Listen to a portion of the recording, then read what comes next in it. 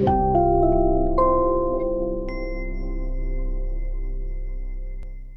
Masters, எல்லாருக்கும் என்னுடைய இனிய மாலை வணக்கங்கள். இன்னைக்கு நம்ம எனர்ஜி கோர்ஸ் புத்தகத்தை தான் இன்னைக்கு நம்ம தொடர்ந்து பார்த்துட்டு இருக்கோம். ஸோ எனர்ஜி கோர்ஸ்ல 2வது கோட்ல இருந்து நம்ம இன்னைக்கு ஸ்டார்ட் பண்ண போறோம். நேற்றுக்கு ஆல்ரெடி ஆங்கரிங் கோட் அப்படிங்கிற ஃபர்ஸ்ட் கோடை நம்ம பார்த்துருக்கோம்.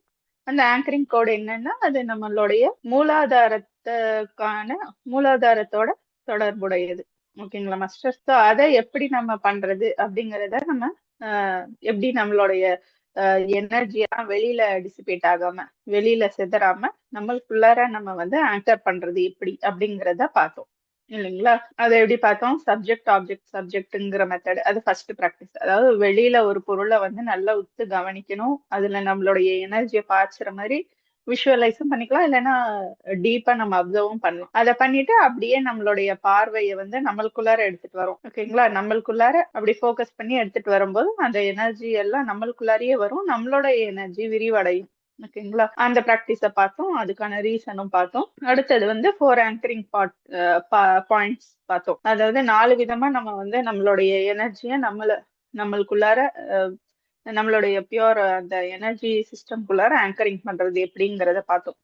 மூலாதாரத்துல, ஹார்ட் சென்டர்ல, அப்புறம் சுவாதிஷ்டத்துல, த்ரோட் சென்டர்ல, தேர்ட் ஐல அந்தந்த மசில இறுக்கி அந்த இடத்துல மூச்சு காத்த செலுத்துறது மூலமா நம்ம வந்து அந்த இடத்துல நம்மளுடைய கான்சியஸ்னஸ் அவேர்னஸ் ஆங்கர் பண்றது மூலமா நம்ம எனர்ஜி அங்க ஆங்கர் பண்ணலாம், நிலை நிறுத்தலாம் அப்படின்னு சொல்லிட்டு நம்ம பார்த்தோம். அடுத்தது 3வது ப்ராக்டிஸ், அதே 4 ஆங்கரிங் பாயிண்ட்ல, ஆனா அது வந்து ஒரு பெரிய அதுதான் நம்மளுடைய சென்ட்ரல் கோர், அது மூலமா தான் எனர்ஜி வருது. ஸோ அதை யூஸ் பண்ணி நம்ம வந்து நம்ம தலையில இருந்து மேல ஒரு 6 இன்ச்சுக்கு மேல இருந்து சுவாசத்தை உள்ளிழுத்து அந்த பாயிண்ட்ஸ் எல்லாம் டைட்டன் பண்ணி வைக்கணும். ஒரு 4 பாயிண்ட்ஸ் அப்படியே நம்மளுக்கு கீழே உட்காந்துட்டு இருந்தா தரையிலயோ இல்ல நின்றுட்டு இருந்தா அப்படி கால் வழியா எர்த்துக்குள்ளார அந்த சுவாசம் போற மாதிரி திரும்ப பூமியில இருந்து அந்த சுவாசத்தை எடுத்து மேல செலுத்துற மாதிரி அப்படி பார்த்தோம் இல்லைங்களா? இது வந்து தேர்ட் ப்ராக்டிஸ்.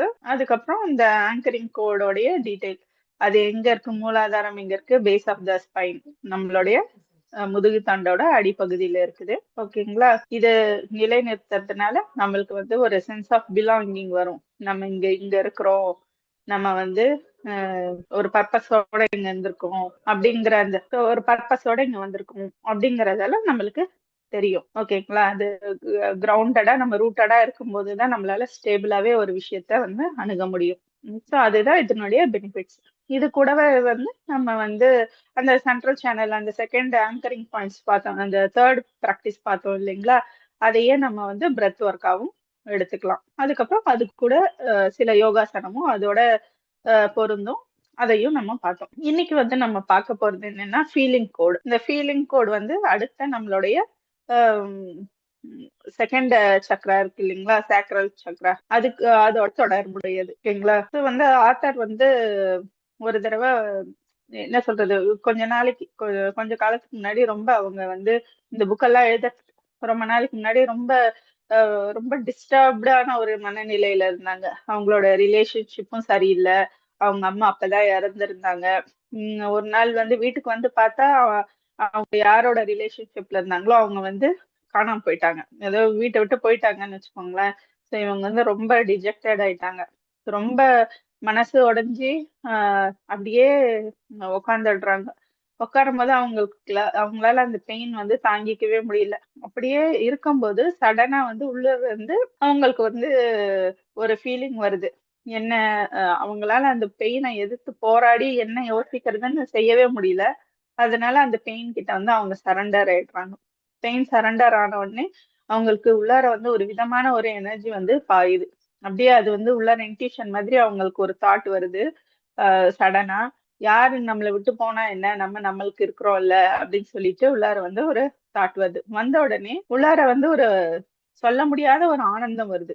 அவங்களுக்கு ஒரே குழப்பமா இருக்கு, என்னடா நம்ம சோகமா இருக்கிறோம் அதே சமயம் ஆனந்தமாவும் இருக்குதே அப்படின்னு சொல்லிட்டு அவங்களுக்கு ஒரு மிக்சடு அந்த 2 ஃபீலிங்கும் அப்படியே வருது. அவங்க வந்து அதோட எதுவுமே போராடல, அப்படியே வந்து அதை வந்து அலோ பண்ணாங்க. அதுக்கப்புறம் அவங்க வந்து உம் என்ன சொல்றது, நம்ம இது வரைக்கும் அது நம்ம வந்து முயற்சி பண்ணிட்டு இருக்கோம், இன்னும் நம்ம பெட்டரா பண்ணணும் அப்படின்னு சொல்லிட்டு முயற்சி பண்ணிட்டு இருந்தோம். இனிமே அந்த முயற்சியை வந்து நிறுத்திட்டு பெட்டர் ஆகிறத நம்ம அலோ பண்ணாலே போதும். நம்ம வந்து ஒரு போராளியா நம்ம வந்து இருக்கணும் அப்படின்னு சொல்லிட்டு அவசியம் இல்ல. நம்ம போராடாம நம்மளுடைய அந்த எது வந்தாலும் பாத்துக்கிறேன் அப்படின்னு சொல்லிட்டு அடிக்கிறதுக்கு ரெடியா இருப்போம் இல்லைங்களா?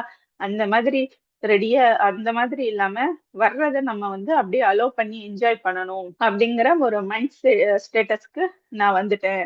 அது பண்ணும்போது எனக்கு அப்படியே உள்ளார வந்து அந்த அந்த பெயின் இருந்து அப்படியே ரிலாக்ஸ்ட் ஆகி ஒரு மாதிரி டீப்பான பிளசன்ட் ஃபீலிங் ஆயிடுச்சு அப்படின்னு சொல்றாங்க. ஸோ இதை வந்து நான் எனக்குள்ளார அந்த ஆத்தர்க்குள்ளார நிகழ்றதை வச்சுதான் அவங்க வந்து அதை பத்தி ரிசர்ச் பண்ணிட்டு அவங்க வந்து இந்த ஃபீலிங் கோட் அப்படின்னு சொல்லிட்டு நம்மளுக்கு கொடுத்துருக்காங்க. இதுல ரொம்ப முக்கியமான விஷயம் என்னன்னா நம்மளுக்கு வந்து என்ன சொல்றது, நம்ம வந்து நம்ம ஆன்மா இருக்கு இல்லைங்களா, ஸ்பிரிட் ஆன்மா வந்து நம்மளுடைய உடலோட தொடர்புல தான் இருக்குது. ஓகேங்களா? ஏன்னா அது நம்மளுக்கு பாடியில ஃபர்ஸ்டே நம்ம வந்து பார்த்திருக்கோம். நம்ம பாடியில வந்து சிம்டம்ஸ் காட்டும். ஆனா அத வந்து நம்மளுடைய மைண்ட் வந்து அதை புரிஞ்சுக்கிறதுக்கு தெரியல. கம்யூனிகேஷன் கேப் நடக்குது. சாரி, மிஸ்கம்யூனிகேஷன் அங்க வந்து நடக்குது. ஓகேங்களா? ஸோ இந்த ஆன்மா வந்து நம்ம உடல்ல சொல்றத வந்து கரெக்டா புரிஞ்சுக்கணும். அந்த புரிஞ்சுக்க வேண்டிய இது ரொம்ப முக்கியம் அப்படிங்கிறது தான் வந்து அவங்க திரும்ப வந்து இதுல சொல்றாங்க. அதுக்குதான் இந்த ஃபீலிங்ஸ் கோடுங்கிறது நம்ம வந்து ப்ராக்டிஸ் பண்ணணும் அப்படிங்கிறாங்க. ஸோ எப்பயுமே ஒரு சுச்சுவேஷன் வந்து எல்லாமே நம்மளுக்கு சப்போர்ட்டிவாவே இருக்கும் அப்படின்னு சொல்லிட்டு எதிர்பார்க்க முடியாது. கண்டிப்பா ஃப்ரிக்ஷன்ங்கிறது வரும். நம்ம எந்த மாதிரி என்ன சொல்றது, நம்ம உம் அதுல நம்மளோட கருத்து எதுவும் இல்லைன்னா கூட நம்ம வந்து அதுல ஃப்ரிக்ஷன் அப்படின்னு சொல்லிட்டு நம்ம நம்மளுக்கு வந்து வரும். ஓகே.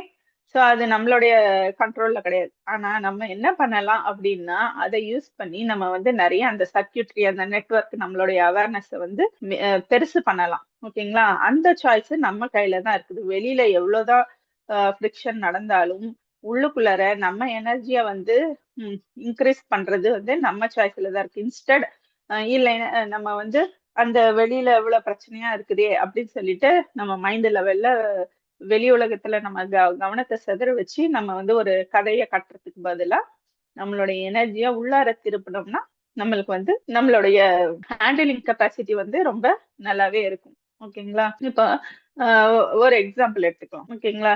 நீங்க வந்து என்ன சொல்றது, ஒரு உங்க உங்க லைஃப்ல வந்து ஏதாவது ஒரு விஷயத்திலயோ யார் மேலயோ வந்து ஒரு அப்செட் ஆறீங்கன்னு வச்சுக்கோங்களேன். அந்த அப்செட் ஆன தருணத்தை இப்ப வந்து நீங்க வந்து ரீகால் பண்ணி பாருங்களேன். ரீகால் பண்ணி பாத்தீங்கன்னா உங்களுக்கு வந்து அவங்க சொன்ன வார்த்தைகள்லயோ வார்த்தைகள் மேல வந்து நம்மளுக்கு வந்து ஒரு எமோஷனல் ரியாக்ஷன் இருக்கும். ஒரு கோபம், ஒரு ஆத்திரம், இல்லைன்னா ஏன் இப்படி சொல்லிட்டாங்க அப்படின்னு சொல்லிட்டு ஒரு இது இருக்கும். அதுக்கு மேல வந்து நம்ம மைண்ட் என்ன பண்ணும், ஒரு கதையை வந்து கிரியேட் பண்ணும். அவங்க இதனாலதான் இப்படி சொல்லியிருப்பாங்க, ஏன் நம்மளுக்கு இப்படி நடந்தது, அவங்க அப்படி சொல்லியிருக்க கூடாது, நான் வந்து இது பண்றேன் அப்படின்னு சொல்லிட்டு எதா வந்து ஒரு கதை அது மேல போய்க்கிட்டே இருக்கும். ஏன் நம்மளால வந்து அதை மறக்க முடியல, ஏன் என்னால அவங்கள ஒரு செகண்ட் மாஸ்டர் சாரி, ஏன் நம்மளால வந்து மன்னிக்க முடியாம திரும்ப திரும்ப நம்மளுக்கு அந்த மைண்ட்ல வந்து அதே இது ஆப்ரேட் ஆகிட்டே இருக்கும். அந்த மைண்ட் வந்து அந்த எமோஷன்ஸை ஃபிக்ஸ் பண்ணிக்கிட்டு நம்மளுக்கு அதுக்கு மேல அந்த ஒரு கதையை சொல்லிக்கிட்டே இருக்கும். அவங்க வந்து ஆதி காலத்துல என்னை இப்படி திட்டினாங்க, ஆதி காலத்துல அப்படி திட்டினாங்கன்னு இன்னைக்கு வரைக்கும் நம்ம வந்து அந்த ஃபீலிங்லயே இருப்போம். அந்த இத வந்து நம்ம நினைச்சுக்கிட்டே இருப்போம். அப்படி பண்ணும்போது நம்ம வந்து இந்த ஃபீலிங் கூட நம்ம வந்து அப்ளை பண்ணோம்னா நம்மளுக்கு வந்து என்ன சொல்றது, நம்மளுடைய அந்த மைண்டையும் அந்த பாடியும் வந்து அப்படியே இணைச்சு எல்லாத்தையும் ஒண்ணா நம்ம இணைக்கும் போது நம்மளுக்கு வந்து ஆஹா அப்படிங்கிற ஒரு மொமெண்ட் கிடைக்கும். ரொம்ப ஒரு பிளசண்டான மொமெண்ட் கிடைக்கும். அந்த சுச்சுவேஷனையே நம்மளுடைய பாக்குற தோரணை, நம்மளுடைய அந்த கதையே நம்மளுக்கு மாறிடும். அதுக்கு மேல நம்ம மைண்ட் வந்து நிறைய கதை கட்டி இருக்குது இல்லைங்களா? அந்த அந்த மைண்டு அந்த ஒரு அன்ஈசினஸ்ஸே நம்மளுக்கு வந்து மாறிடும். ஓகேங்களா? ஆனா நம்ம ஈகோயிக் சைட்ல அந்த காயினோட பேக் சைட்ல இருக்கு இல்லைங்களா, அந்த ப்ரொடெக்டிவ் பர்சனாலிட்டி, அது அதனுடைய பார்வையில இருந்து நம்ம பார்த்தோம்னா நம்மளுக்கு வந்து நடக்கிற பிரச்சனை வந்து இது வந்து ரொம்ப கிரேசியா இருக்கும். நம்ம இதுல இருந்து இந்த பிரச்சனையில இருந்து எப்படியா வெளில வந்துடணும் அப்படிங்கிற மாதிரி நம்மளுக்கு வந்து அந்த மைண்ட் வந்து சொல்லிக்கிட்டே இருக்கும். அதே நம்ம சோல்ஃபுல்லா உள்ளார அந்த அந்த எனர்ஜி சைட்ல இருந்து நம்மளுடைய ட்ரூ நேச்சர்ல இருந்து நம்ம பார்க்கும்போது ஒவ்வொரு அந்த ஃப்ரிக்ஷன்ஸும் ஒவ்வொரு பிரச்சனைகளும் நம்மளுக்கு எப்படி இருக்கும், அங்கேயே நில்லு, நம்மளுக்கு ஒரு பிரச்சனை இருக்கா, ஓகே நம்ம அங்க இருந்து சரண்டர் ஆயிட்டு நம்மளுக்கு எவ்வளவு டயரிங்கா இருந்தாலும் சரி, நம்ம அதுல சரண்டர் ஆயிட்டு அதுல இருந்து நம்ம வந்து எப்படி கிரேட்னஸ் நம்ம எடுத்துக்கணும் அப்படிங்கறதே இருக்கும். ஓகேங்களா?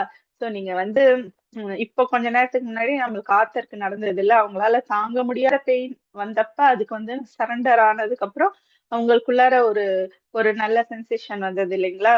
அந்த மாதிரி நீங்க வந்து என்ன சொல்றது, ரொம்ப வேற வழியே இல்ல அப்படின்னு சொல்லிட்டு கஷ்டங்கள் அழுத்தும் போது சரண்டர் ஆனாலும் சரி, இல்ல நீங்களே பிராக்டிஸ் இன்டென்ஷனலா பிராக்டிஸ் ஆகி நீங்க வந்து சரண்டர் பண்ணாலும் சரி, சரண்டர்ங்கிறது சரண்டர் தான். அப்பதான் உங்களுக்கு வந்து ஓகே நம்ம வந்து நல்லாதான் இருக்கும். நான் அது வந்து உள்ளார அந்த சோல் வந்து நான் இங்கதான் வெயிட் பண்றேன். நீ வந்து என்னை கண்டுபிடி.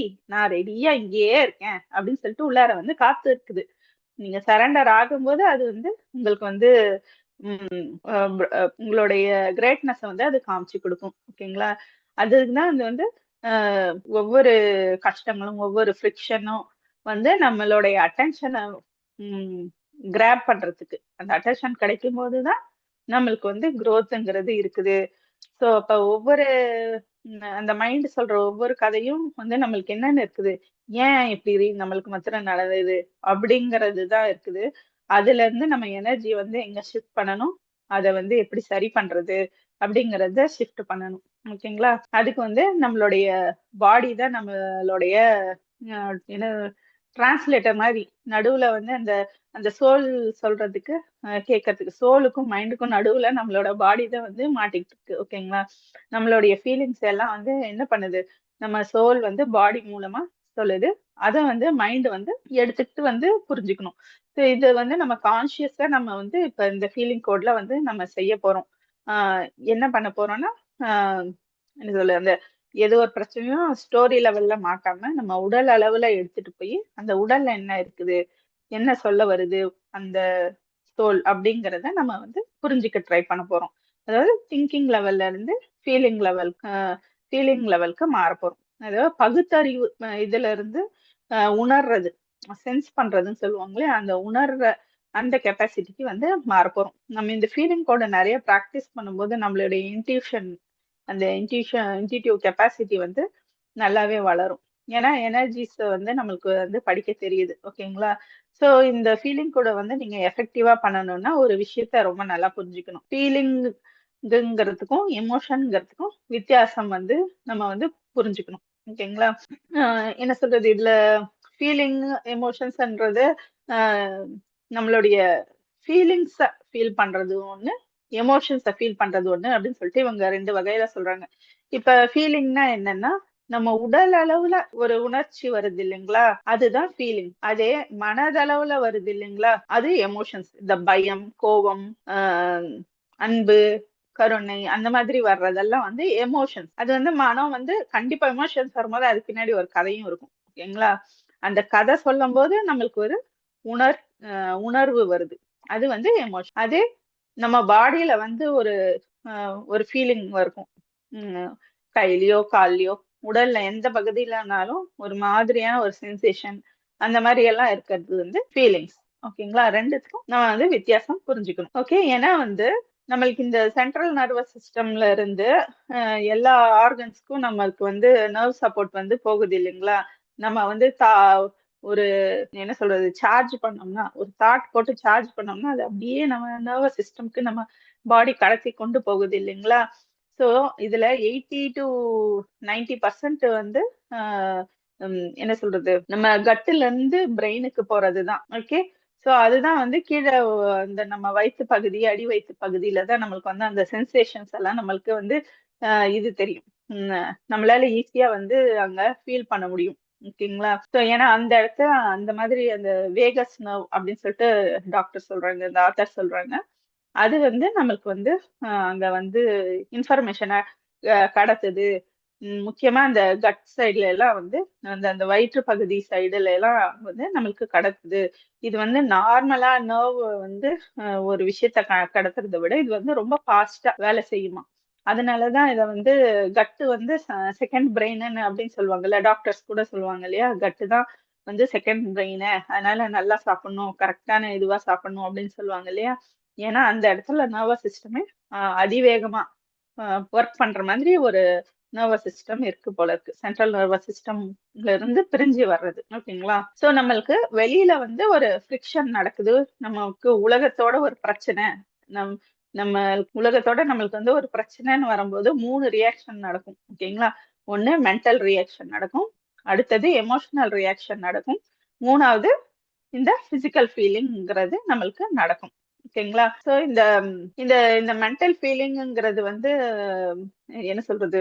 உம் உம் ஒரு ஒரு விஷயம் நம்மளுக்கு பிடிக்கல அப்படின்னா உடனே அந்த மென்டல் ஃபீலிங் வந்து ஒரு கதை சொல்லுவோம் இல்லைங்களா? இது சரியில்லை, இது பிடிக்கல, நம்மளுக்கு இதுக்கும் ஒத்து வராது அப்படிங்கறதெல்லாம் ஒரு ஸ்டோரி சொல்லுது இல்லைங்களா? அதுதான் நம்மளுக்கு வந்து மென்டல் லெவல். இது அது பண்ணும்போதே நம்மளுக்கு வந்து ஒரு மாதிரி ஒரு அன்ஈசியான ஒரு ஃபீலிங், ஒரு எமோஷன், சாரி அது எமோஷன்ஸ் சொல்லணும், எமோஷன்ஸ் வருது இல்லைங்களா? அது வந்து அந்த ஸ்டோரி பேஸ் பண்ணி வர்றது. 3வதா வர்றதுதான் அந்த பாடியில வந்து வர்ற சென்சேஷன். ஒன்னா வயித்துல அப்படியே இறுக்கி பிடிக்கிற மாதிரி, அதுக்கு வந்து ரீசனே தெரியாது சில டைம். அதுதான் வந்து சென்சேஷன்ஸ் ஆர் ஃபீலிங்ஸ் அப்படிங்கறது வந்து சொல்றாங்க. ஓகே, நம்ம இந்த ஃபீலிங் கோட்ல நம்ம அந்த பாடி பேசுற அந்த லாங்குவேஜை தான் வந்து நம்ம வந்து மைண்ட வந்து கரெக்டா நீ அதை படிச்சுக்கோ அப்படிங்கறத நம்ம வந்து சொல்ல வைக்க போறோம். அப்பதான் நம்மளுக்கு அந்த சோல் பேசுற உண்மைங்கிறது நம்மளுக்கு தெரியும். ஓகேங்களா? ஓகே, சோ இதுக்கு வந்து நம்ம வந்து 4 பிராக்டிஸ் பண்ண போறோம். இந்த 4 பிராக்டிஸ்ல நம்ம வந்து ஃபீலிங் கோட வந்து நம்ம தெரிஞ்சுக்க போறோம். ஓகே, இங்க வச்சுக்கலாம். சோ இது வந்து எதனுடைய தொடர்பானது? செகண்ட் சக்கரா, சுவாதிஷ்டான சக்கராவுக்கு தொடர்பானது. ஓகேங்களா? இது நீங்க பண்ண பண்ண உங்களுக்கு வந்து உள்ளார இன்ட்யூஷன் வந்து நம்மளுக்கு வளருது அப்படிங்கறத வந்து ஞாபகம் வச்சுக்கோங்க. ஓகே, ஃபர்ஸ்ட் பிராக்டிஸ்க்கு பேர் வந்து டேக் இட் டு த பாடி. இதுல என்ன பண்ண போறோம் அப்படின்னா, ஒரு என்ன சொல்றது, நம்ம ஒரு ஃப்ரிக்ஷன் வரும்போது, ஒரு ஒரு பிரச்சனைன்னு நம்மளுக்கு ஒரு அன்ஈசியனஸ் வரும்போது, நம்ம எமோஷனல் லெவல்ல நம்ம சார்ஜ் ஆகும்போது நம்மளுக்கு கேட்கக்கூடிய கேள்வி எல்லாம் வந்து நம்ம ஃபர்ஸ்ட் என்ன கேட்கணும் அப்படின்னா, வெளி உலகத்துல வந்து என்ன வேணா நடந்துட்டு போகுது, அதை கவனிக்காம நம்ம நம்ம உடலுக்குள்ளார எங்க நடக்குது, எதுக்கு நடக்குதுங்கிறதுக்கு பதிலா எங்க நடக்குது அப்படிங்கறதுதான் பார்க்கணும். ஏன் இந்த பிரச்சனை நம்மளுக்கு நடந்தது, அப்ப ஏன் இந்த விஷயம் எனக்கு மாத்திரம் நடக்குது அப்படிங்கிற தாட்டை ரிமூவ் பண்ணிட்டு, நம்ம உடல்ல நம்ம எங்க ஃபீல் பண்ண போறோம், நம்ம பாடியில நம்ம எங்க ஃபீல் பண்றோம் அப்படிங்கிற அட்டென்ஷனை டக்குன்னு நம்ம வந்து எடுத்துக்கிட்டு வரணும். ஓகேங்களா?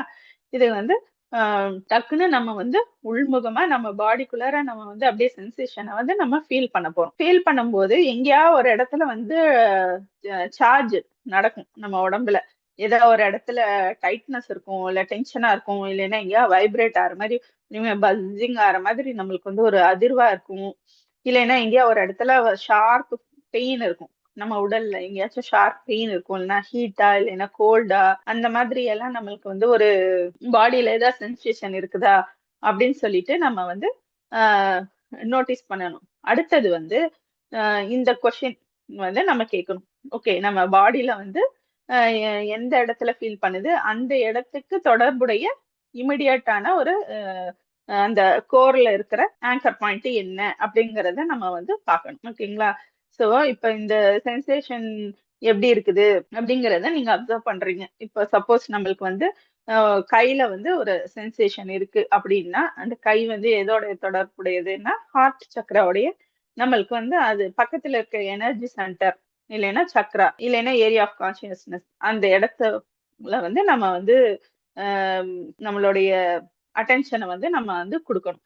நான் வந்து திரும்ப வந்து கடைசியா உங்களுக்கு அந்த இந்த 4 பிராக்டிஸும் பண்ணதுக்கு அப்புறம் அந்த சக்ரா பாயிண்ட் வந்து போட்டு காட்டுறேன். சாரி, அந்த சக்ரா ஸ்லைடு காட்டுறேன். அதுல வந்து ஒவ்வொரு சென்டருக்கும் வந்து அதுக்கு பக்கத்துல உள்ள கரஸ்பாண்டிங் சக்ராஸ் வந்து அதுல போட்டு கொடுத்துருப்பாங்க. ஓகேங்களா? அதுக்கப்புறம் நம்ம என்ன பண்ணணும், ஐடென்டிஃபை பண்ணியாச்சா? இப்ப வந்து சோ இப்ப வந்து லெக்ஸ்ல பெயின் இருந்ததுன்னா நம்மளுடைய ரூட் சக்ரா, கையில பெயின் இருந்ததுன்னா நம்மளுடைய ஹார்ட் சக்ரா அப்படின்னு சொல்லிட்டு நம்ம வந்து ஐடென்டிஃபை பண்ணணும். அதுக்கப்புறம் நம்ம வந்து கம்யூனிகேட் பண்ணணும். ஓகேங்களா?